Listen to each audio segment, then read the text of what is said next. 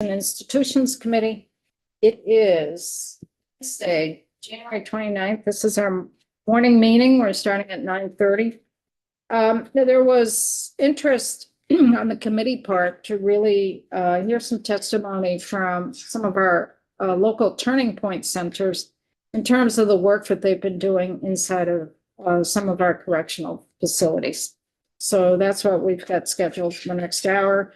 We have DOC is here in the room with us, and on the screen through Zoom is Tracy from the Rutland Point Center and two folks from the Springfield Turning Point. Mike Johnson is our CEO of our Turning Point Center, and Johnny Hoyt is the person that actually goes into the correctional facility and works with folks who are incarcerated there as a recovery coach. So I don't know which one should go first, if it should be Mike, Tracy. Well, actually, I have a slide deck that we had sent to you that I wanted to know if I could share the screen, and then we're going to kind of go through it. And Mike is going to, kind of take up the last part of it where we talk about his intercept model. Okay, that's great. Okay, so I'm going to bear with me while I figure out how to share my screen. Just a minute, Tracy. I need to make you a co-host. Okay.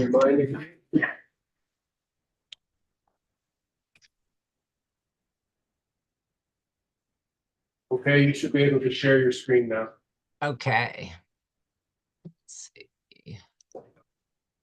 Sorry, it looks like it didn't print right. This didn't print right? Like landscape. Oh, let's see. Cut it off. I am And the not sure. inside documents are okay, huh?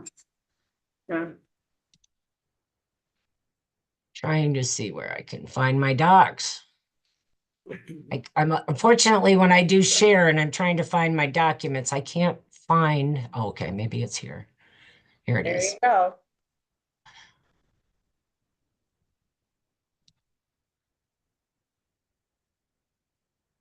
Okay. Can you see that? I'm not sure. Well, we can see a list of all your documents. Yeah, and I clicked on it, so I'm trying to see how you share it. So it should It be, is shared now. Just double click on the document. Yeah. go to the document and double click, Tracy, Okay. Double click. double click. That's what I did, but it's pulling it up in something different. There. You're clicking on a PDF instead of a PowerPoint. That's all right. Here. It is. Hold on. It is. Let me see if I have it in here. Here it is. It still pulls it up in Adobe. I don't know why it's doing that. I need help. Share this screen and then we click share screen. That's fair. No, do you have the document? Got a little crappy seat. I do on our committee. Maybe information Phil page. can just pull it up and put it on our Okay. webpage. I'm sorry about that. I'm like pretty defunct when it comes to technical stuff. Join the club. That's why we have a committee assistant. Yep. And maybe Phil can. Which one, Tracy, are you trying to load first? It's the, let me see, it's the presentation, let's see, TTP HCINT testimony. I've got it.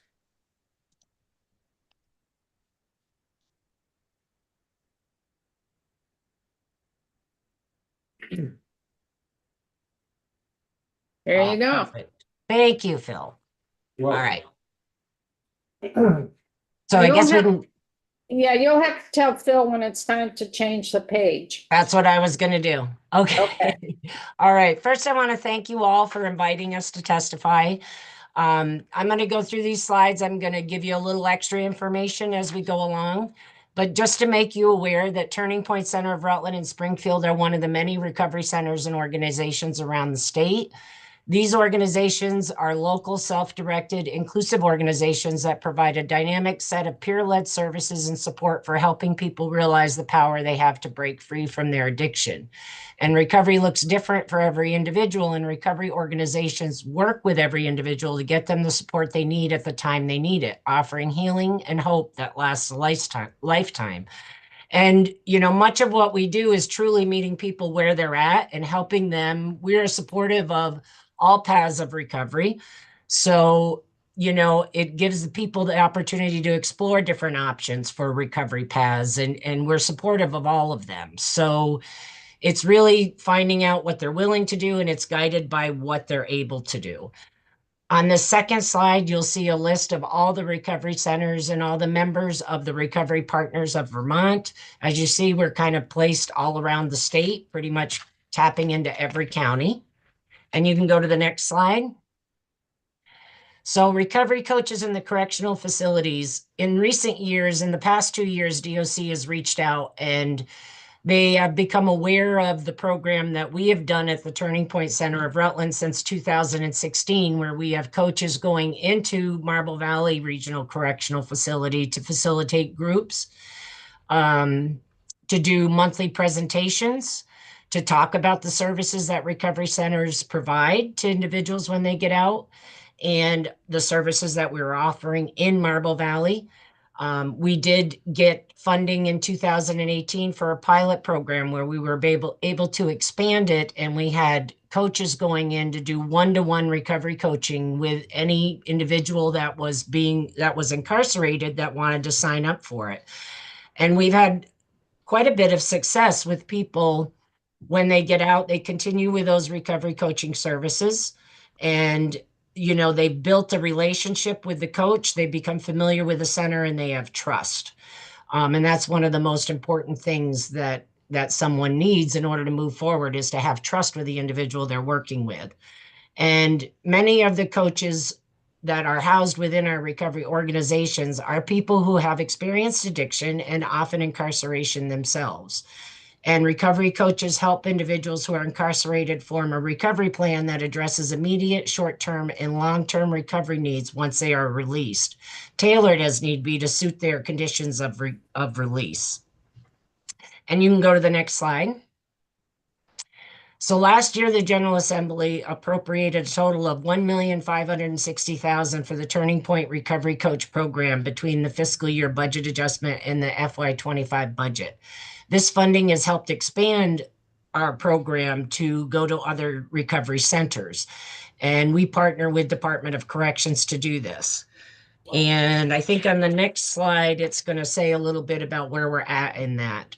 So the statewide impact, increased appropriations from the state have allowed recovery coaches to expand into the following correctional facilities: Marble Valley Correctional Center, Springfield, Newport, Chittenden, and St. Johnsbury.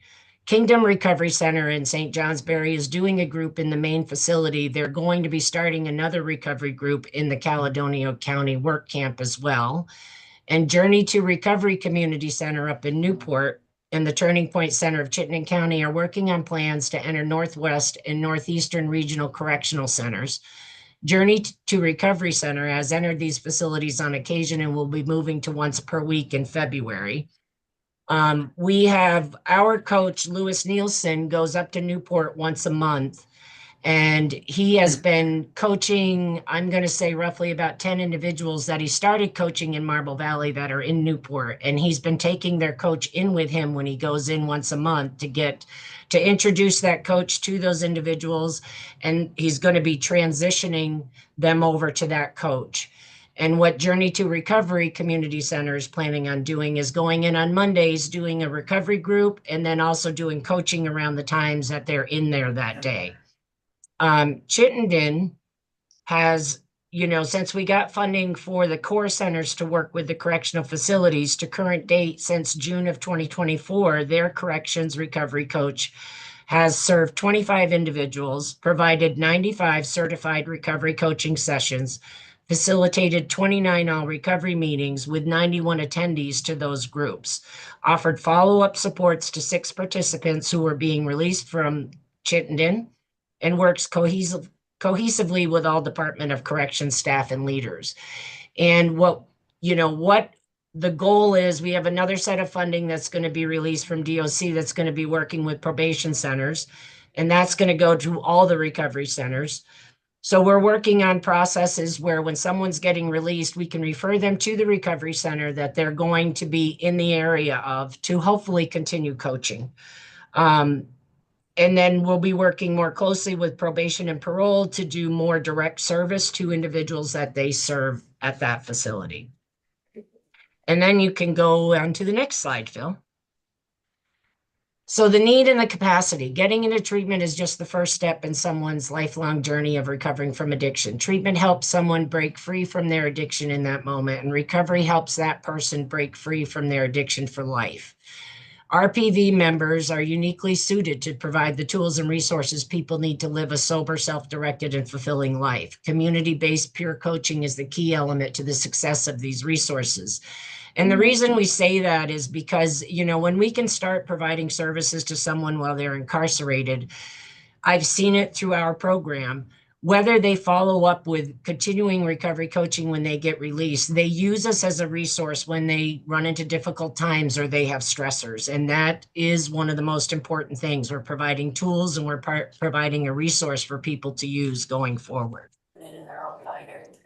And now you can go to the next slide and I will turn it over to Mike Johnson. Good morning, So we everybody. have some questions. Let's hang on here, Mike. Okay, sure. I think I want to open it up in time for some committee questions here. Troy? I'm curious to know. I don't know how to ask this. Some of this is going to be a capacity, but right now, and I heard it in the governor's speech yesterday, kind of his call for even more robust pretrial division. And I'm curious to know if your program has made any out. It's a very new sort. I think 5 maybe. It's a pilot program right now for trial supervision. 2 people. Oh, How many are we serving? counties and 5 5 people. Yeah. Is there any plan to, and I don't even know if you've been made aware of this new program, but if that is something we want to expand and see successful, is there any capacity for your organization to do at least outreach to folks who are on pretrial supervision to maybe start this ball rolling a little sooner? Well, And Tracy and Mike, are you familiar with the term pretrial supervision? Yes. a little bit, yeah. Okay, what it is folks who have gone to court, have been arraigned, and the court has released them back to the community with some conditions. They haven't been sentenced, they haven't been convicted, and they haven't been sentenced. So they're out there in the community, they've met bail, if they had bail set, and they're have some high-level high-level meaning like maybe phone contact or once a week contact with the P&P office in that community for supervision. So they haven't been convicted, they haven't gone to trial. So Troy's question was, is there an opportunity for Turning Points to kind of maybe work with the folks who are in the pretrial supervision program? I believe there will be. I mean, I'm not all that familiar with it and I know a little bit of it, but I think with the funding that's coming out for recovery centers to work with probation and parole offices and to be able to serve the individuals they serve, I think that's a great opportunity for us to expand that work. We do work with restorative justice. I mean, and we're also involved with adult treatment court. And, I would say probably most of the centers are involved that have those in those areas. And Mike, do you want to weigh in on that at all? Well, yeah, I can a little bit. Johnny's done some of this work already, and he can speak to that. But it's a matter of being able to be available to people, as much as possible, which we'll get to when we get to more of the stuff that we're doing with this, the Sims model. But we are trying to reach them. We're already working with probation and parole with some of those folks, I believe. So Johnny, can you speak to that a little more? So Mike, could you just identify yourself for the record? And Johnny, before you speak, could you also identify yourself for the record? Oh, yeah, sorry. I'm Michael Johnson. I'm the Chief Executive Officer of Turning Point Recovery center, and I'm also a person in long-term recovery. And yeah, I'm excited to be here and thank you for having us. Yeah. Johnny? John? Yeah, my name's John Hoyt. I'm the program lead for Recovery Coaches and Justice out of the Springfield Turning Point. Johnny, could you increase your volume a little bit? Absolutely. I also have a tendency not to talk that loud. Is that better? Yeah, that's better, yeah. Okay, I'll speak up. I apologize for that. My name is John Hoyt. I am the program lead for the Turning Point Recovery Coach and Justice program. And I will try to answer the initial question as best as I can when you're talking about pretrial work with men and women who have been charged but not sentenced. I believe that's the direction of the question at this point. Yes. Correct. Yes.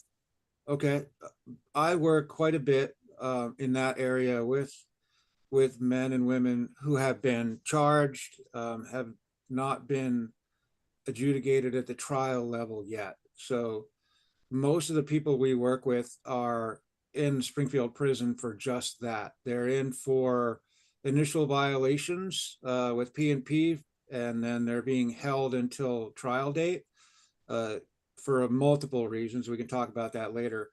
My role in that is to work with all staff at Springfield Prison when they want to inform me about who may be in that particular situation and may need extra counsel from a recovery coach. So if they're in the prison and we're working together, they're invited by me to come down to the group where we have anywhere from 10 to 20 people 3 days a week. And we work out of a book called Houses of Healing. It's a great program. It's written by men and women who have been previously incarcerated. So the language is very similar and the problems are very similar in the book to what they're going through. And then if they are only being held for like 90 days or less, then we will work with them through probation and parole when they exit. A typical model for what I think you're asking would be of someone coming out of the prison for a short-term violation because they're not officially charged yet. So they would be coming back to probation and parole. We have one woman, Kelly, who goes to P&P every Wednesday and reviews the cases with P&P that they choose to share with us. And then from there, they meet a coach at our office so they can get one-on-one service for whatever they may need, whether it's housing or food, clothes, employment, some sort of ID, social security card. We can point them all in the right direction for all that, along with 1 hour sessions at least once a week with each individual that's in that particular situation. Did I answer your question effectively, or do you have some questions for me? No, yeah, I mean, yeah, I have a good sense. Yeah. Please feel free to ask, because I don't want anything. Well, there's a potential for a loophole here, and again, the pretrial supervision program is really just a pilot in 2 counties. So these are the folks who may not have spent more than a day or two incarcerated. They're released. Yep. Yeah, so I just want to make sure we have those folks as well, at least not with outreach, but Beautiful. So Can I interrupt for a minute, Alice? Sure, yeah. Thank you. So the way I understand what you're saying, I'm sorry I misunderstood your question. I Oh, go that's to right. holding, or AC as they call it in prison, holding, and I'll go down and I'll meet with those individuals that you're talking about. If they're only in for a couple of days, 48 hours, Yeah. I go right down to holding, and they'll open the cell door and I'll have a meeting with them one-on-one, individually, or in however they see appropriate per the person. And I'll Right. meet with them, and they'll get my card, they'll get everything that I could possibly give them in that meeting. And I'd say 90% of the time they're at our office whenever they get out looking for those services, because if they have a contact with law enforcement that causes them to be in holding, a lot of time it interrupts whatever services they have already. It might be a violation of their housing. It might be a violation of some sort of that. So we try to reestablish all those connections for them. Does that help you at all understand? It does, yeah, thank Okay. you. Absolutely. And anytime, if anyone here if there's a question I don't answer for you in this time frame, please feel free to reach out to our office and speak with Mike or myself so we can further answer questions, because these are important topics and I know your time is limited today. So feel free to reach out. So thank you, Johnny. And we also have Isaac Dano here from DOC. And Isaac, you wanted to weigh in? Yes, just very quickly. Thank you, Chair. Isaac Dano, the record policy director for the department. Also welcome Johnny, Tracy, Mike. Good to see you guys. I just wanted to kind of draw a bit of a distinction with pretrial supervision, some of the programs that are happening right now that Turning Point is providing. So last year, folks remember, we issued $500,000 in grant funding from the Budget Adjustment Act for this program, and the governor spoke about that in last year's budget address. We were then able to secure $1 million in opioid settlement funding to expand the coaching, not just directly to the facilities, but also into all of our probation parole sites as well. So that funding we just received from BDH. And so I think, as Tracy was mentioning, those grants should be going out very, very soon. And that is going to be kind of the bedrock funding for providing coaching within probation and parole. And so that, as we start to expand pretrial supervision, as the governor discussed yesterday, that is going to intersect with our Turning Point work. So again, the pretrial supervision program is still very nascent. We're going to need positions and funding to grow that. And that was reflected in the governor's budget. But with the funding that we've brought down through the settlement dollars, that's going to be the way that we connect it with pretrial supervision. So those settlement dollars, is that going to be impacted by the executive order from the president for grants, putting a freeze? You know, that's money that we already have, I think, on hand as a state in the fund. There could be future sessions, but that I think is a little distinct because it's coming through legal settlements. Right. There are, however, a wide swath of programs that were imperiled by the EO. Not really my space to speak on that. You know, our system is predominantly funded through, general fund dollars, as Right. you know. Right. However, many critical grant sources that were paused yesterday, so we're still evaluating. But that shouldn't affect this program, which I'll let them speak to, but just as speaking to the department, Commissioner Demmel, incredibly grateful for the work that the folks on this call are doing in correctional facilities across the state. Mhm. Are there any other questions of the committee before we go to Mike Johnson? Okay, Mike, it's all yours to continue on Yeah. this documents here. Yeah, well, just to say that this is this slide that's up is the past year, that from September to current to January 24, when we first started doing this. And we had some funding from the outside that we secured just to help pilot our program and get us started. And because we had some ideas about how we wanted to reach our entire community. And getting into the prison was really huge, thanks to Tracy and Isaac and the opportunity to get in there, which increased what we were able to do.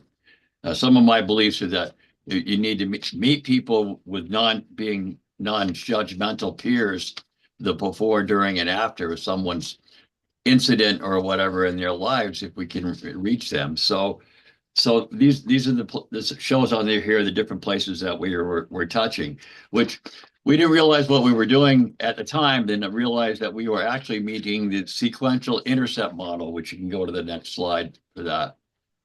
And Oops, I'm sorry.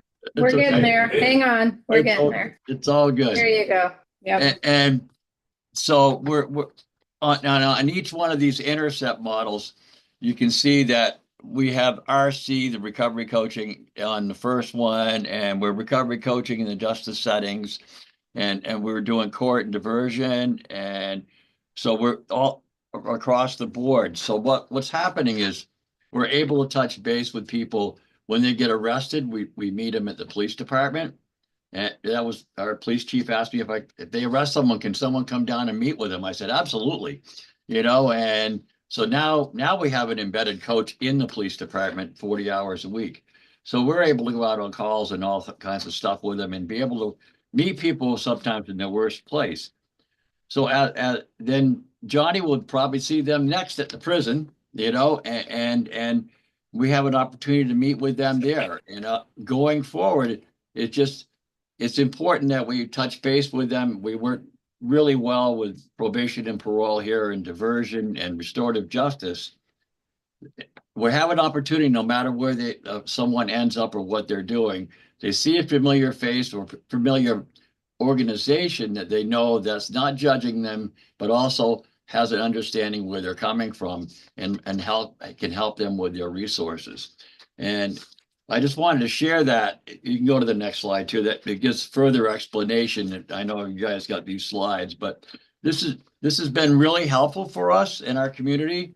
And we've seen a lot of great work. Johnny's done so much. He's been able to help instrument some of these newer programs out there. And now that we have a couple other people building this into part of what we do, and going forward, this will be important that we're able to, that we're able to continue doing these things. These are the folks that we want to meet and help them get back on their feet.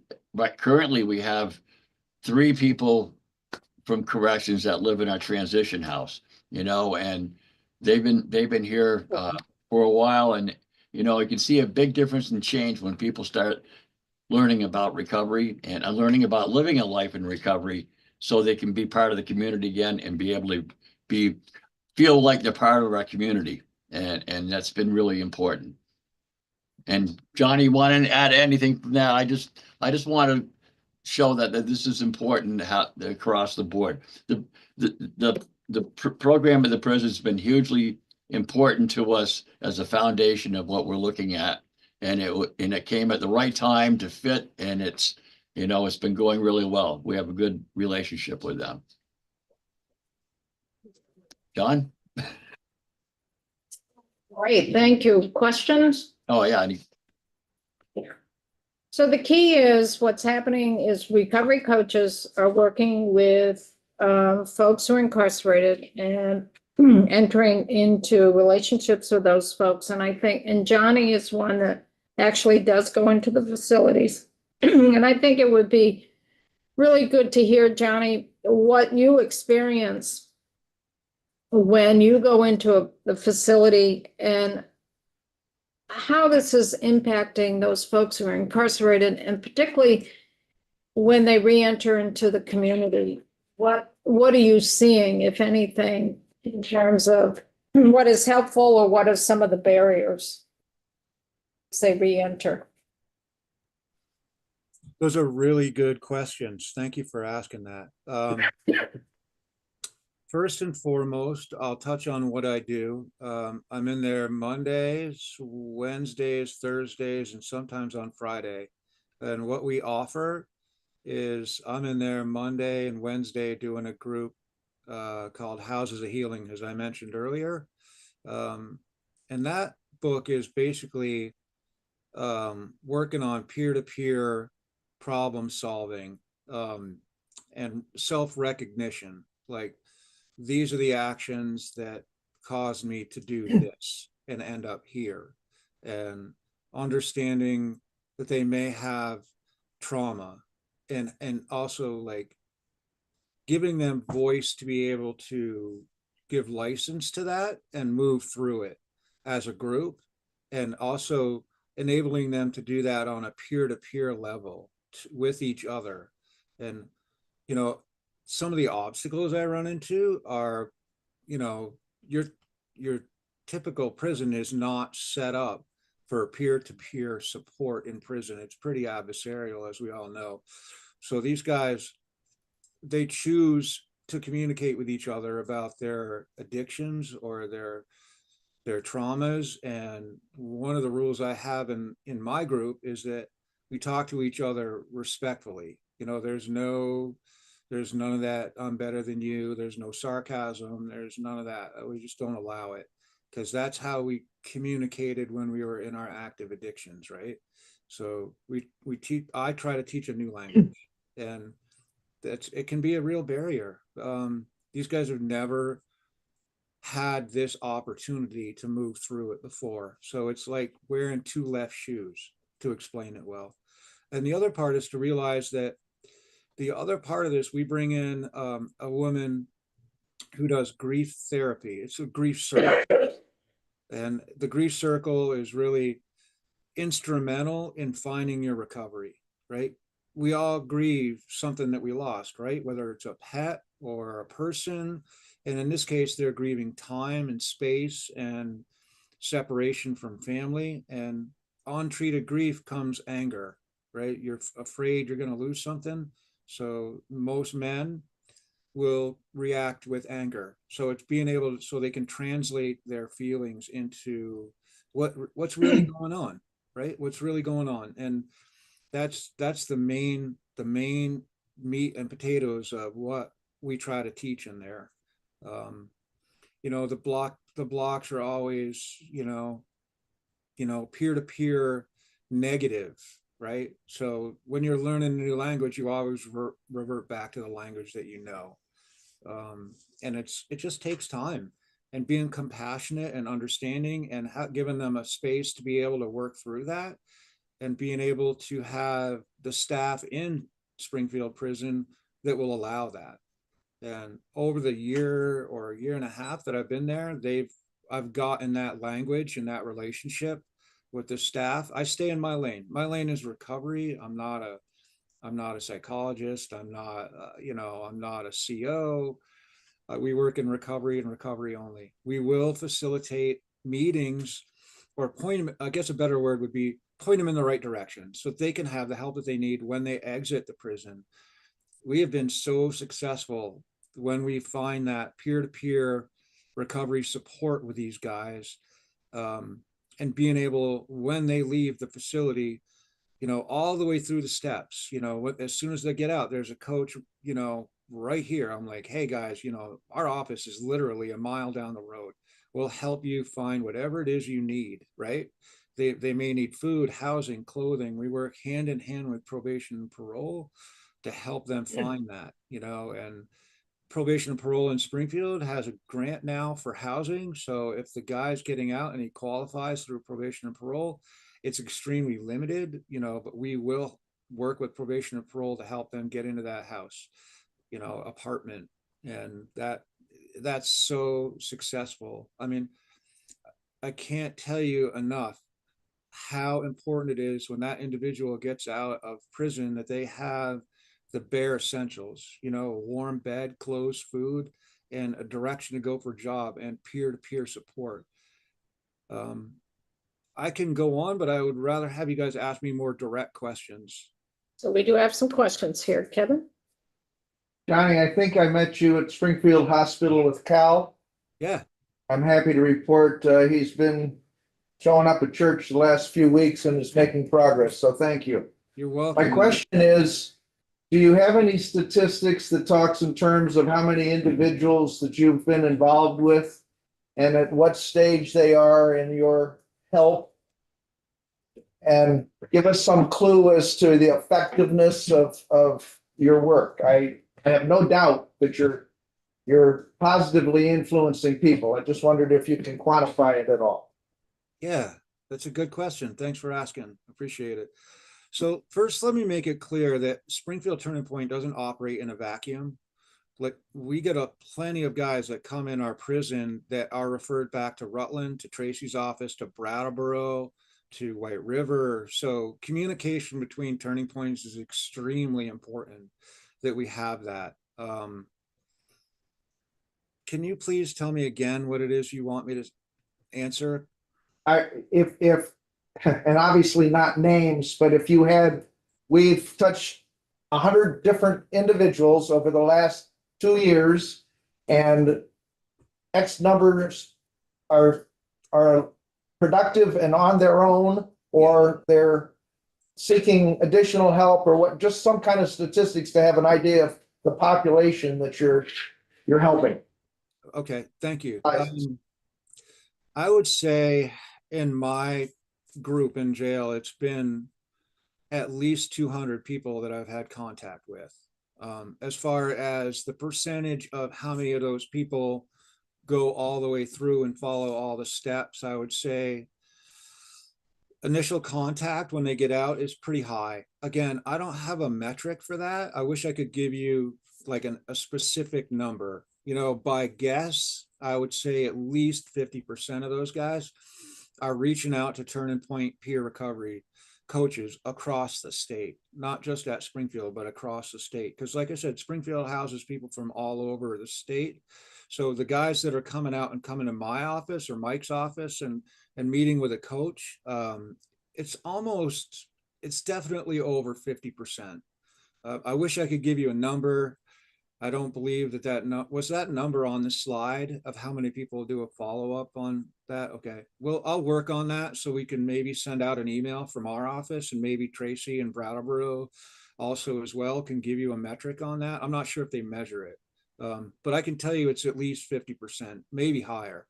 These guys, for me, I'm kind of unusual. I've spent 50 plus years in this particular county, so I know everyone.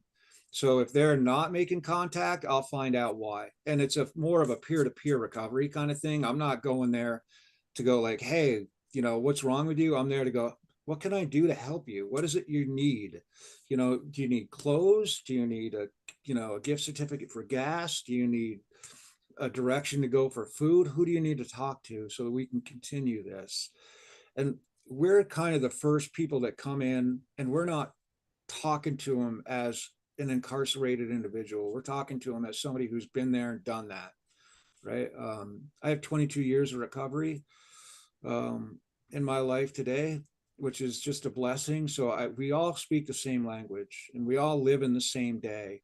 I just had 22 years of decision making, both good and bad, so I can tell them the whole story and work with them all the way through it. You know, I'm kind of lucky that I get to work with Springfield Probation Parole, because if there's somebody that's out and they're on paper, quote unquote, under supervision, Probation and Parole reach out to me and go, hey, little Johnny hasn't reached out to me in a week. I'm kind of worried about him. We don't want to arrest him. We just want to know what we can help him with.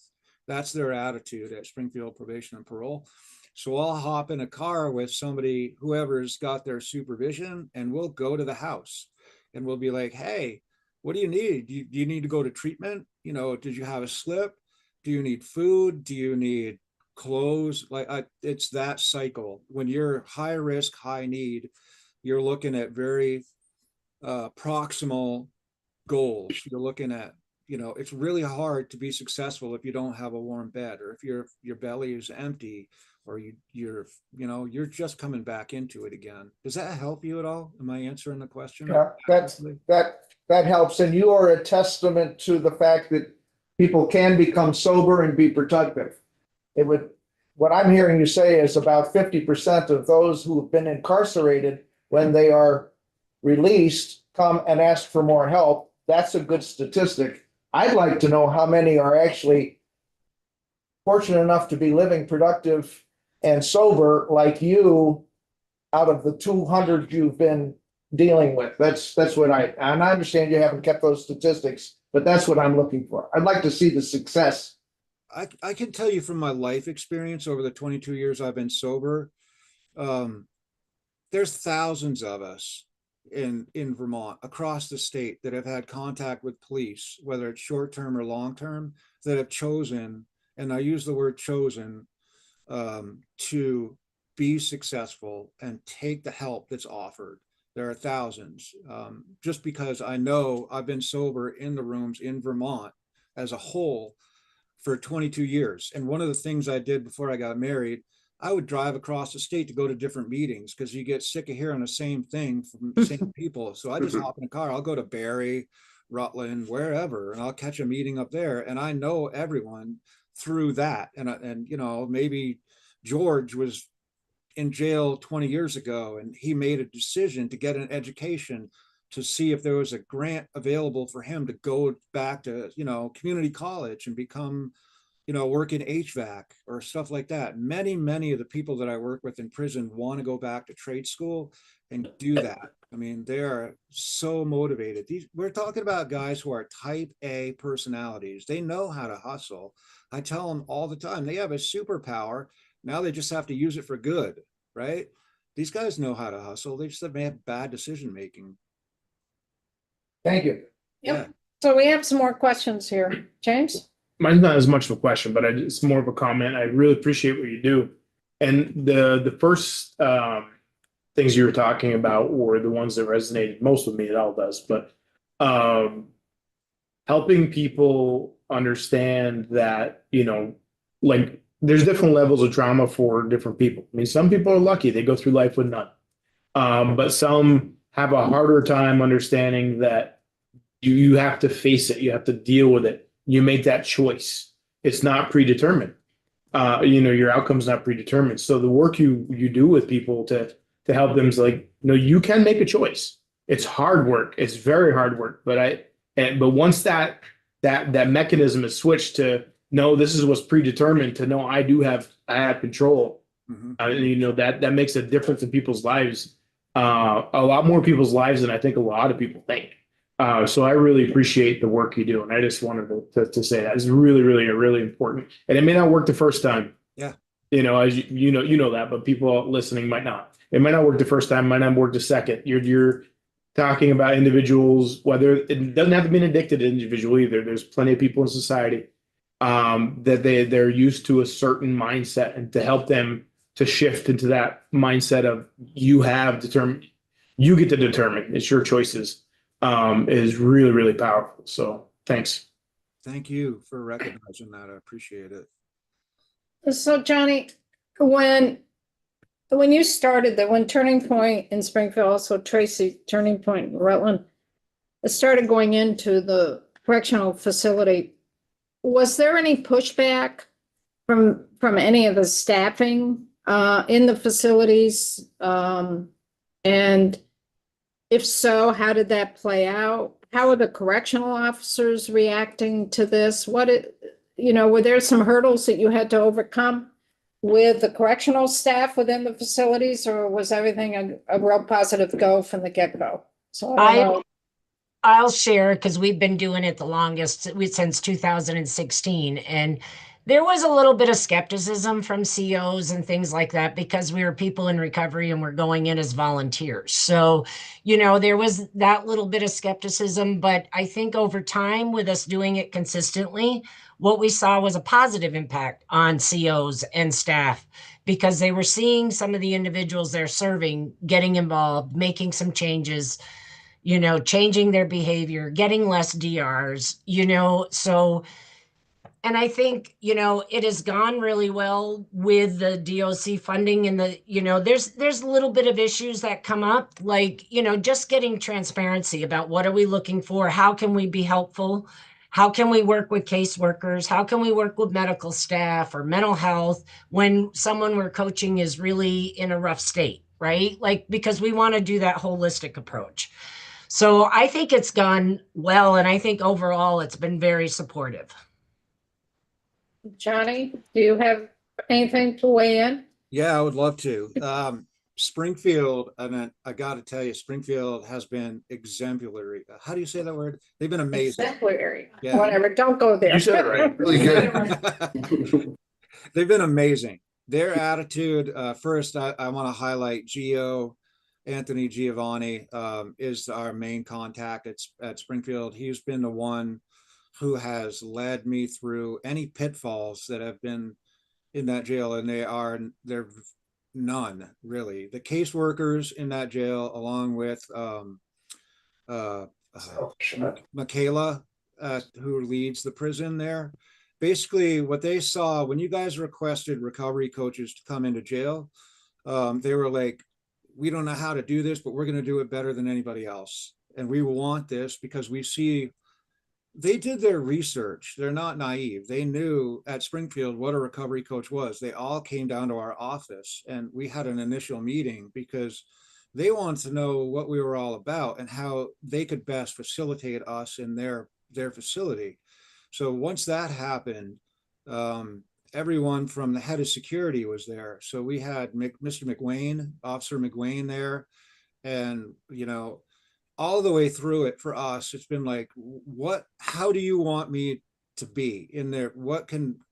How can I best help you to be able to do my job? And as a result of that, my relationship with the COs in there, the guards, the caseworkers, any management facility in there. It's been 100% incredible. Like I said, there's only 3 of us that can go in that jail, grab a radio, and not need a float. And I can go to almost every unit in that jail if it's appropriate, right? If we're on lockdown, if there's a security issue, obviously, I'm not going to go. My whole thing is I'll just walk you through it. I walk in the door, I do my search, I go through the metal detector, I log in, I go in, I talk to the caseworker real quick. Hey, is there anybody you want me to talk to today? And they may say yes or no. From there, I call in, I go, hey, can you call a window for group? From 9 to 11 is when I do my group. 2 hours is really successful. And then from there, if there are people who come up to me after group and go, hey, this happened over the past 48 hours. Could you go down to the unit and talk to this person who's been participating in my group? He doesn't feel like leaving his unit today. He's not feeling well, or he's really depressed, but we're worried about him. So from there, I'll go down to the superintendent's office and I'll go, is it okay if I go down to this particular unit at this particular block of time? You know, so you don't need to bring a float down. If they deem it appropriate, then I will go down with the radio and no float. I will check in with the caseworker at that particular unit, like hotel or Delta. I'll go to Delta and I'll be like, you know, Miss Dunn, can I go into the unit and work with this person, or would you rather I bring them out? And I will go from there. And that's how that will work. And as I got my ear to the ground, you know, to say, however they seem fit for me to facilitate what I do in there and not put anyone on edge. Has there been some hesitance? I mean, absolutely. I'm a volunteer. I'm not a CO. You know, I'm not a caseworker. It took some time for them to understand what my role is in that prison based on prior experience of people who were not aware of their circumstances, right? Because people will come in there thinking they're going to do something good and they cross a line of security. I'm not that guy. I know what's going on. I worked in emergency services for almost 20 years before I became a recovery coach. I was an EMT firefighter for years. My little brother was a cop, and then he went to work for the feds. I know the language. You know, my dad was special forces. I know what to look for, you know, and I'm not going to cross a line. I know what authority looks like, and I don't second guess it. What they tell me is what goes 100%. And because of that, they know they can trust me. I don't second guess what they say. I don't backtalk anybody. Because for me to do that, the people that pay the price are the guys that I work with, the gentlemen who are incarcerated in that prison. If I make a mistake, they pay the price. If I get labeled a security risk, they pay the price. So quality is at high demand. And that's what they expect from me. And that's what I try to deliver every day that I'm there, every minute that I'm in there. I have to be above reproach, right? The stakes are too high. So, Johnny, also, was there any pushback from the offenders themselves? Was there hesitancy, or even Tracy, did you see any hesitancy from those who are incarcerated to participate? I mean, we've had our experience where, you know, the volunteer coordinator at Marble Valley puts up a list for, you know, anybody that's housed there, that if they want to get a recovery coach, they sign up. I wouldn't say that we had any resistance, but we have had people that have signed up, and then whenever our coach has gone up there to call them down, they just don't come. So when that happens after 3 or 4 sessions and you don't meet with them, we communicate with a volunteer coordinator, take them off the list, because we have run into people that want to say they're doing something, but they're not actually doing it to make it look good either for their court. So that's really the only issue we've had. Johnny, have you run into any issues with the folks who are incarcerated? Oh yeah, of course. I mean, you got guys who, I mean, think about it. You're working with guys who are, you know, pretty independent, and any change in their schedule, anytime that they get harassed by someone for asking for help, oh, you're a quitter, you know, you're this, you're that. But if I hear that they want to come, the door's always open, right? And if they're not there, or maybe they've been coming for a little while, and yeah, I mean, I always get guys that come in, they want to look good for court. I tell them all the time, look, you can lie to me all day long. The only person you're hurting is yourself. You know, and that's it. You know, I mean, ultimately the door's always open. I get guys who come in and they realize that they have to do the work and they don't come back for a month. Yeah. You know, and then they come back when they realize their life sucks, right? They'll come back in and they'll start working because they realize their life was getting better, that they weren't as reactive. You know, a good analogy of that their life is getting better is, I guess it's a thing to unplug the microwave when somebody's trying to make something like a cup of coffee back in the unit. And a lot of guys pick up DRs because they react to that, right? And then my whole thing is, why? You know, take your coffee out, come back 10 minutes later when that guy's back in his cell and make your coffee. You know, it's better than going to the hole for however many days where you don't even get any coffee. And they realize they're responsible for their reaction to the problem.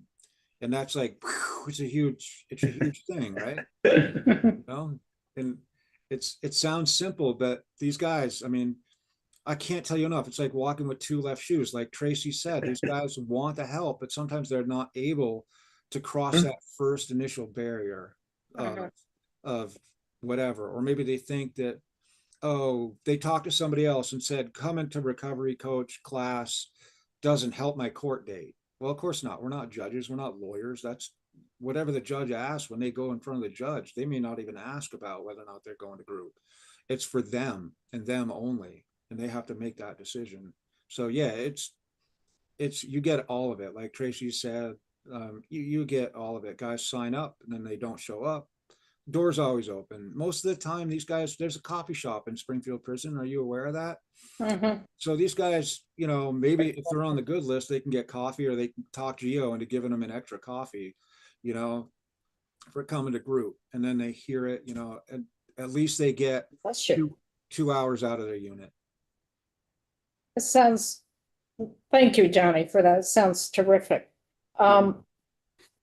Questions, other questions, comments before we finish up? Isaac? Sorry, I was wondering just if Tracy could maybe speak a little bit about the work that they're doing at the Vermont Correctional Academy. That might be helpful for the committee. Oh, sure. Yeah, so since we started working with DOC last year, I think it started probably a year ago, this coming, like last April, I got invited to, you know, when talking to DOC about, you know, education for the staff about what are we doing, right? And who are we? What are we all about? So I go to the Vermont Correctional Academy. Every time they have a class, I have an hour-and-a-half presentation. We talk about what we're doing within DOC. We also talk about what recovery actually looks like for a lot of people. Like, it's a lot of attempts. It's, you know, sometimes it's double digits that they're trying, but it's, you know, what is that process and what is looking at, you know, when someone is making some changes, like small little changes in their behavior. So we really, I also present about asking them if they've been involved with anybody that has addiction issues, right? Getting their perspective, being able to talk about that, talk about family supports that centers can offer also. And it's been extremely valuable, I think, and I think I've gotten good response. And I've been taking, you know, other center directors, like tomorrow I go up to Lyndonville to do the presentation, and Mike and Johnny, I believe, are going to go with me, or at least Mike is. So I'm getting other centers involved in that. And then also with the probation and parole funding that's going to be released soon, I've met with Kelly Chamberlain from DOC about the ongoing trainings they do for current probation and paroles, and they'd like us to be involved in that to some degree. So I think it's really helpful to educate the staff about what we're trying to do and help people really understand what recovery looks like. All right. Anything else before we finish up here? Thank you so much. The only thing I Listen. wanted to share, we shared documents with Phil, and you know, they're in your box. There's the fiscal year 26 budget requests that we have. There's also testimonials that we've collected at our center from people that have engaged in services from us, and then also a copy of the slides. That's terrific. Thank you, Tracy. You're very welcome. Thank you. Thank you, Mike. Thank you, Thank Johnny. you. Oops. Thank you very much. Thank you. Any questions from the committee? Thank you. I'm glad we could do this by Zoom. You didn't have to travel up in the snow because I think we have more snow up here than we do down in the southern part of the state. Thank you Yeah. all very much and let us know if you have any further questions. Okay, thank you. Thank you. Thanks. Bye-bye. Bye-bye. So let's take a quick break.